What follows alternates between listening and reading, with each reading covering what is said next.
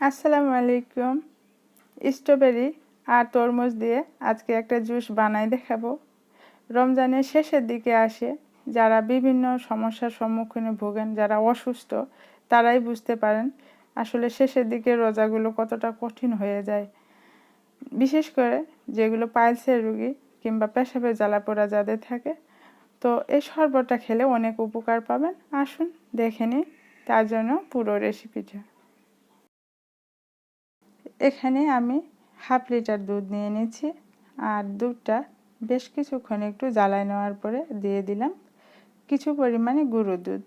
আপনারা গুঁড়ো দুধ না দিয়ে শুধু দুধ ও জ্বালায় নিতে পারেন একটু ঘন করে। দুধটা যতটা ঘন হবে শরবতটা খেতে ততই ভালো লাগবে। তো আমি বেশ কিছুক্ষণ জ্বালানোর পরে এটা ঠান্ডা করে ফ্রিজে রেখে দিয়েছি আরও ঠান্ডা হওয়ার জন্য। ফ্রিজে ঠান্ডা হলে দুধটা শরবতটা খেতে বেশি ভালো লাগবে। আর এখানে কিছু স্ট্রবেরি আমি নিয়ে নিয়েছি, যেটা আমি ফ্রিজে রেখে দিয়েছিলাম। তো ফ্রিজে রাখলে স্ট্রবেরিগুলো আপনার যখন পছন্দ বা যখন যেটা প্রয়োজন তখন সেটা দিয়ে করে খেতে পারবেন, বিভিন্ন কাজে লাগাতে পারবেন। স্ট্রবেরির সময় বাজারে অল্প দামে স্ট্রবেরি পাওয়া যায়, সব জায়গায় না, তবে কিছু কিছু জায়গায় স্ট্রবেরির দাম কম থাকে, 250-300 এরকম কেজি থাকে। তো তখন আপনারা কিনে এটা ফ্রিজে রাখতে পারেন, কিংবা স্ট্রবেরির একটা চারা যদি আপনারা সংগ্রহ করতে পারেন এবং সেটা বাড়ির আঙিনায় কিংবা বাসাবাড়ির ছাদে টবে করেও লাগাতে পারবেন, এবং একটা গাছ থেকে অনেকগুলো টব করা যায় বা চারা করে নেওয়া যায়। আমার চ্যানেলে স্ট্রবেরি কিভাবে রোপণ করতে হয় দেওয়া আছে, আপনারা দেখে নিতে পারেন। 1 চামচ পরিমাণে চিনি দিয়ে নিলাম। চিনিটা দিলে আপনার এই বানানো স্ট্রবেরিটা বেশ কিছুদিন ভালো থাকে নর্মাল ফ্রিজে রাখলেও, আর ডিপে রাখে তো অনেক দিন খাওয়া যায়।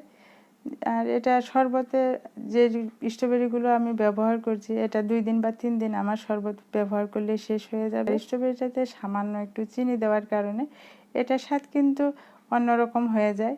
আপনারা একবার বানাই খেলে বুঝতে পারবেন যে আসলে এটা কতটা সুস্বাদু হয়। আর এই ভালোবাসার শরবতে স্ট্রবেরিটা যদি যোগ করেন তাহলে আরও একটু ভালোবাসা বাড়িয়ে যায়। তো এখানে একটা আমি তরমুজ নিয়ে নিয়েছি, নেওয়ার পর দেখুন ভিতরটা কতটা ভালো। তো আমার ক্ষেত্রে যেটা হয়, বেশিরভাগ সময় তরমুজ কিনে আমি ভালো তরমুজ পাই না, কেন জানি আমার ভাগ্যে ভালো তরমুজটা আসে না। হয় ভিতরটা বেশি লালচে হয় না, কিংবা ভালো লাগে না, কিংবা নষ্ট হয়, বেশি পাকে নষ্ট হয়ে যায়, এরকম ভাগে পড়ে। তো আজকে এই তরমুজটা নেওয়ার সময় সেইভাবে কথা বলে তারপরে কাটে দেখে নিয়ে তারপরে নিয়েছি। তো যাই হোক, কার কার সাথে এরকম হয় চাইলে আপনারাও শেয়ার করতে পারেন আমার ভিডিওটার নিচে কমেন্টে। এখান থেকে আমি মোটা করে 1 ফালি তরমুজ নিয়ে নিলাম। আর এই তরমুজটাতে বিচি কম, আর খেতেও অনেক সুস্বাদু হয়েছিল। এই তরমুজটা দেখেই বুঝতে পাচ্ছেন। আর দুধটা এখানে বাটিতে ঢালে নিলাম, নেওয়ার পরে দিয়ে দিলাম কনডেন্স মিল্ক। আপনাদের বাসায় যদি কনডেন্স মিল্ক না থাকে সেক্ষেত্রে আপনারা চিনি দিয়ে নেবেন। এরপর দিয়ে দিচ্ছি স্ট্রবেরির সেই গলানো, যেটা আমি এভাবে গলায় নিয়েছি স্ট্রবেরিটা চুলার জালে। এটা নিজেদের প্রয়োজন অনুযায়ী দিয়ে নেবেন, কম বেশি, যত বেশি দিবেন ততই ভালো লাগবে। তো এখানে আমি 1 চামচ দিয়ে দিলাম উঁচু করে। যে স্ট্রবেরিগুলো আমি জাল দিয়ে এরকম নরম করে নিয়েছি সেখান থেকে অর্ধেকটা স্ট্রবেরি আমি দিয়ে দিয়েছি। এটার ঘ্রাণ বেশি না হলেও স্বাদ কিন্তু অনেক হয়। যদি আপনাদের হাতের কাছে স্ট্রবেরি থাকে তাহলে আপনারা করে দেখতে পারেন। ভালোভাবে মিক্স করার পর এরপরে তরমুজটা কুচি কুচি করে কাটে দেব। তরমুজের বিচিগুলো একটু বাছে ফেলে দিতে হবে। অনেক তরমুজে দেখা যায় যে বিচি বেশি থাকে, তো সেক্ষেত্রে এত বিচি দিয়ে শরবত বানালে মুখের ভিতরে শুধু বিচি পাওয়া যাবে। এজন্য বিচিগুলো যতটা পারা যায় বাছে বাছে ফেলে দিতে হবে। তো এভাবে আমি কুচি করে কিছু তরমুজ কাটে নিচ্ছি। আপনাদের কাছে স্ট্রবেরি না থাকলে স্ট্রবেরির জায়গায় আপনারা রুহাবজা দিয়ে দিতে পারেন, যদি রুহাবজার সেন্টটা আপনাদের কাছে ভালো লাগে বা টেস্ট লাগে। তো আমি এখানে নিজের পছন্দ অনুযায়ী কিছু তরমুজ যোগ করে নিলাম। আপনারা চাইলে আরও কুচি কুচি করে তরমুজটা দিয়ে দিতে পারেন।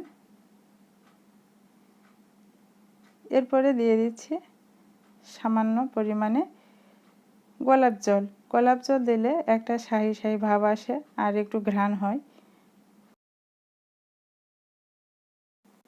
গ্লাসে এখন ঢালে দেখাবো শরবতগুলো।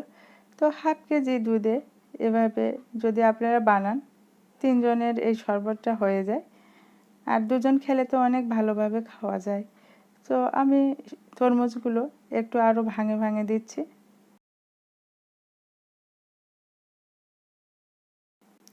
এভাবে তরমুজগুলো ভাঙে দিলে এটা আরও একটু স্বাদ বাড়ায়। আর এবারে রমজানে তরমুজ একবারে ভরা সিজন, অনায়াসে সব জায়গায় তরমুজ পাওয়া যায়। তো যে কেউ চাইলে এই শরবতটা বাসায় করে নিতে পারেন। দুধ ম্যাক্সিমাম বাসায় থাকে। আর তরমুজ যেহেতু এখন অনায়াসে বাজারে পাওয়া যায়, বাসায় অনেকেরই তরমুজ থাকে। কনডেন্স মিল্ক কিংবা স্ট্রবেরি না হলেও তাতে সমস্যা নেই, আপনারা চিনি দিয়েও করে নিতে পারেন। এটা শরীরে অনেক উপকার দেয়। কিছু বরফ কুচি দিয়ে নিচ্ছি। দুধ যেহেতু জাল দিয়ে ফ্রিজে রাখা ছিল, বেশি ঠান্ডা এমনিতেই দুধ আছে, এজন্য আমি শুরুর দিকে বরফটা মিক্স না করে শেষে দিলাম।